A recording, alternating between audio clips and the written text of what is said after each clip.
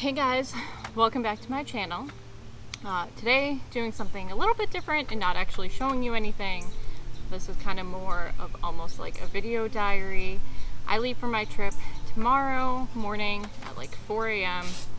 and I just kind of wanted to come on here and say kind of a word vomit of everything that I'm feeling, all of the emotions that I'm kind of going through right now as I prepare for my trip. Because as a solo female traveler, I think Instagram and social media in general kind of paints this picture perfect image of solo female travelers. They go off into the world and they do all of these beautiful things and everything is perfect and they have no fear, and that's not really the reality. So I wanted to kind of share what my reality is going into this road trip. Let's get into it.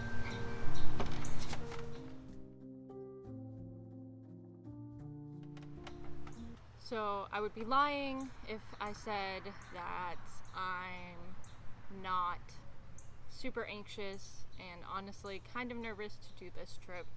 For those of you that don't know, I am leaving tomorrow morning for a 3-ish week road trip. It's relatively open-ended.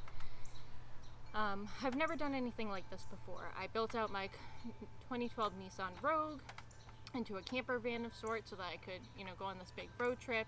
If you have not seen the car build and you're interested in that, you can watch a video, which I will link up here somewhere. Still learning which side it's on. But yeah, I'm pretty anxious. It's gonna be, normally I do always go through kind of like an anxious phase before all of my trips. Normally like a day or two before, I get super anxious and think, oh my god, like what am I doing? I've been to numerous countries. I think I've been to 11 countries solo at this point. I've been to a handful of states on my own.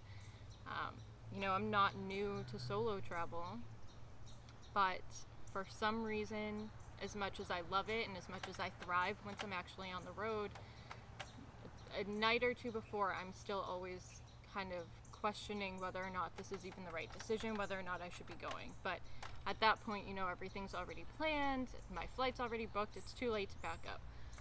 So this time it's a little bit different because I'm driving.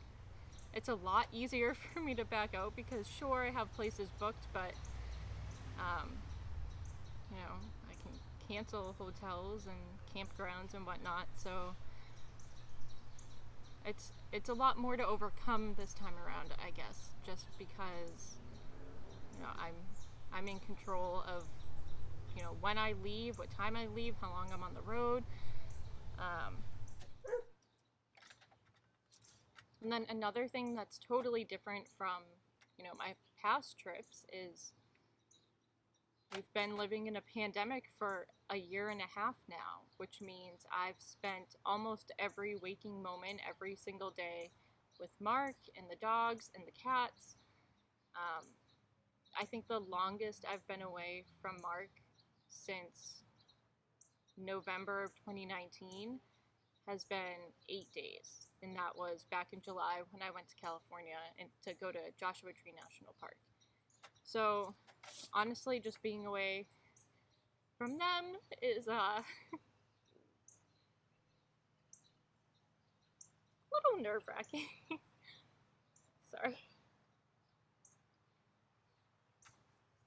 Extra emotional today, but this is part of the reality, and this is what I want to show, is that even though I'm super comfortable and confident as a solo traveler, like, it's still hard to leave every time.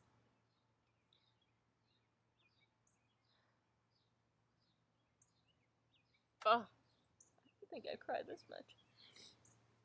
And also, this week, one of our cats, we were like pretty convinced was like hours away from dying.